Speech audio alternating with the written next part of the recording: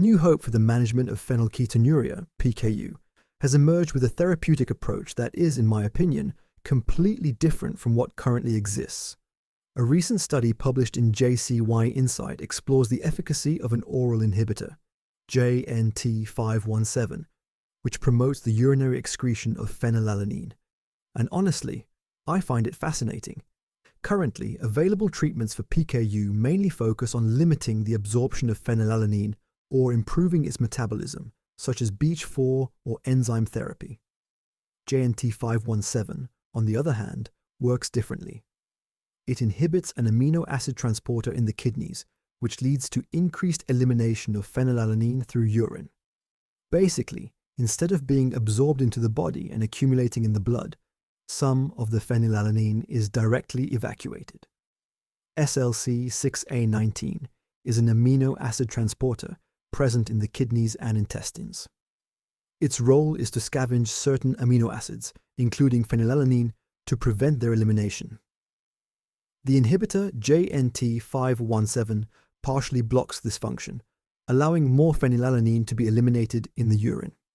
The study was primarily conducted in mice with PKU to test the effect of SLC6A19 inhibition, while JNT517 was tested in human volunteers.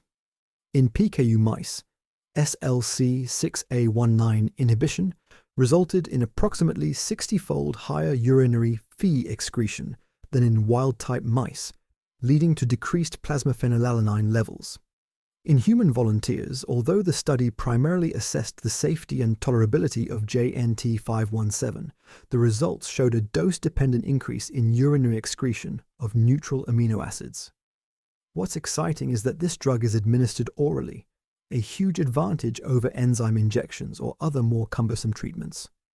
An oral inhibitor like JNT517 is not only easier to take, but it could also offer more flexible management of PKU without requiring as much dietary monitoring as today. Of course, this is still in the early stages of research, but the early results are promising. Of course, this treatment is still in its early stages, and there are many steps to take before it becomes available to the general public. But just having a new approach that could simplify the management of PKU is great news. Of course, more research will be needed to confirm the long-term efficacy and safety of JNT517, including monitoring potential effects on other essential amino acids like tyrosine and tryptophan. I will keep an eye on the evolution of this study. What do you think? Feel free to share your impressions.